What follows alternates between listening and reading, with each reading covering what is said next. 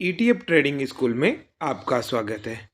आज हम 1 फरवरी 2024 में डिलीवरेबल क्वांटिटी में कितने परसेंटेज का चेंज हुआ इसका एनालिसिस करेंगे और ये देखेंगे जो हमने प्रीवियस डेज में एनालिसिस किया है वो किस तरह से पेन आउट हुआ है। तो सबसे पहले हम कवर करते हैं निफ्टी बीज। तो निफ्टी बीज में हमने देखा कि आज वॉल्यूम डिलीवरेबल क्वांटिटी का वॉल्यूम बढ़ा है। कल था 10 लेख और आज हो गया 21 लेख, यानी 102% बढ़ा है। और इसकी प्राइस जो है वो कम हुई है, यानी वॉल्यूम बढ़ा है। अगर हम पुराने वॉल्यूम से कंपैरिजन करें कि वॉल्यूम कितना बढ़ा है तो आप देख सकते हो 23rd वाले वॉल्यूम के रिलेटिव में आज कम है, बाकी 30 वाले से है नहीं, ठीक है, एवरेज सही हम वॉल्यूम को मानेंगे। दूसरा HDFC मिड 150, तो मिड कैप का अपन वॉल्यूम देखें तो मिड कैप में आज वॉल्यूम बढ़ा है 23%, प्राइस भी बढ़ा है 0.5% और ज़्यादा कुछ चेंज नहीं है। अगर हम 13 जून वाले को देखें तो उसके हिसाब से 29 जनवरी वाले को तो वो उसी हिसाब से इक्वल ही है। तो यहाँ पर भी हमारा स्टेबल व्यू है, साइडवेज का व्यू है। Next HDFC small 250। कल देखो हमने कहा था कि वॉल्यूम बहुत बढ़ा है और उसका एक्शन देखो आज प्राइस में भी था। कल भी प्राइस बढ़ी हुई थी, आज भी प्राइस बढ़ी। आज वॉल्यूम रिलेटिवली कल से कम है पर फिर भी ये बढ़ा हुआ है, क्योंकि आप इसका वॉल्यूम देखो। पहले वॉल्यूम था 1,30,000, 1,99,000, 97,000, फिर ये 14 लेख हुआ और अब 8 लेख है, यानी रिलेटिवली वॉल्यूम ज़्यादा है। तो अब भी हम इसको पॉजिटिव मान रहे हैं कि इसमें मोमेंटम है। तो मिड स्मॉल कैप में फिर निफ्टी 500 की भी प्राइस बढ़ी है, 0.3% बढ़ी है। वॉल्यूम भी बढ़ा है 57%, यानी हम यहाँ देखें तो 12 लाख 15 लाख सॉरी 1,23,000, 1,54,000, 1 लाख और ये 2 लाख हुआ है। तो ये डेट्स के बजाय 2 लाख तक पहुंचा है, राइट। तो इसको भी हम स्टेबल सा मान रहे हैं, ना कुछ ऊपर ना नीचे ज़्यादा। फिर हम बात कर रहे हैं बैंक की। बैंक का मैं कई वीडियो से लास्ट में बोल रहा हूँ कि आप इसमें SIP मोड में थोड़े थोड़े बाइंग कर सकते हो। बैंक की प्राइस आज भी 0.295 बढ़ी है और इसका वॉल्यूम भी बढ़ा है। अब 3 दिन से अगर वॉल्यूम को देखें तो पहले इसका वॉल्यूम 4,74,000, 4,53,000, 5,19,000, 5,73,000 कंटिन्यूसली बढ़ रहा है। 4 लाख वाले रेंज से 5 लाख वाले रेंज में आ गया है और ये धीरे धीरे बढ़ेगा, इसकी प्राइस भी इसके साथ बढ़ती जाएगी। फिर बात करते हैं PSU बैंक की। PSU में हम पॉजिटिव थे। CPSE ETF यानी PSU और CPSE ETF दोनों में हम पॉजिटिव थे PSU बैंक बीच में। आज भी वॉल्यूम बढ़ा है 89%, है ना। ये देखो 11,92,000 था, आज 22,67,000 हो गया और प्राइस बढ़ी है 3.45%, राइट। तो ये लगातार बढ़ रहा है। अभी भी हम इसको पॉजिटिव मान सकते हैं। मैंने आज इसमें प्रॉफिट बुक कर लिया है ना। अब आप देख सकते हो और अब थोड़ा बहुत करेक्ट होता है तो फिर मैं नई पोजीशन के बारे में प्लान करूंगा।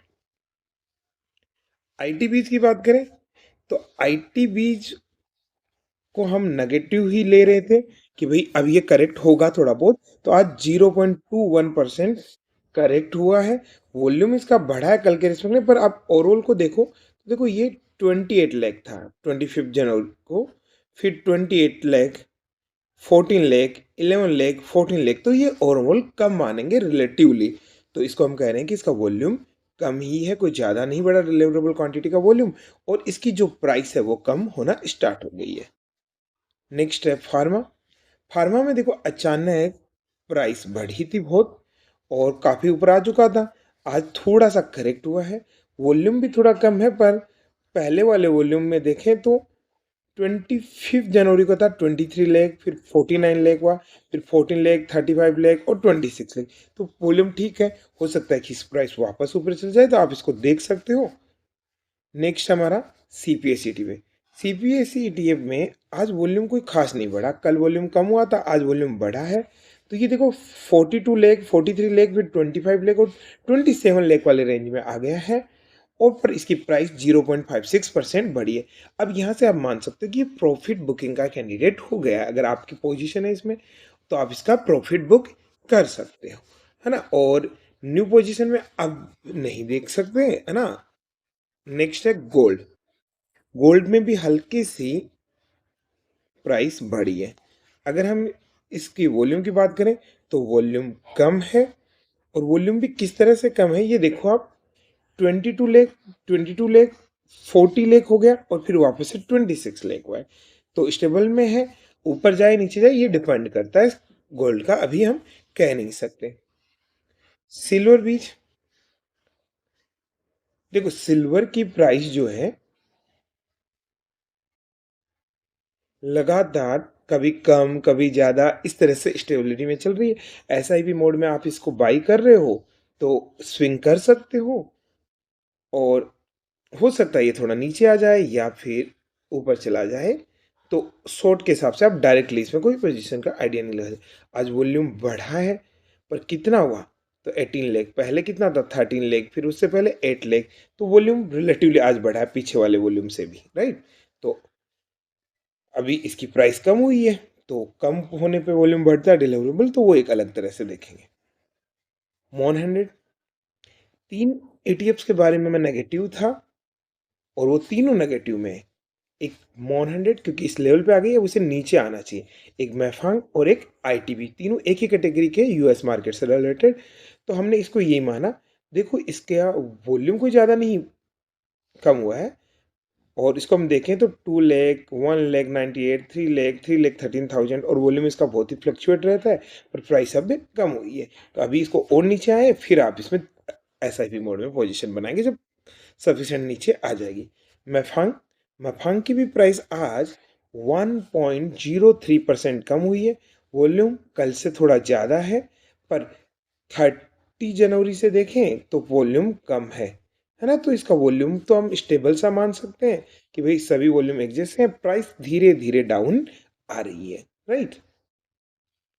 अगर ओवरऑल समरी की बात करें तो देखो निफ्टी भी जो है वो उसका वॉल्यूम बढ़ा है डिलीवरेबल क्वांटिटी का, और प्राइस हल्की फुल्की चेंज में। मिड स्मॉल, स्मॉल बढ़ रहा है ना।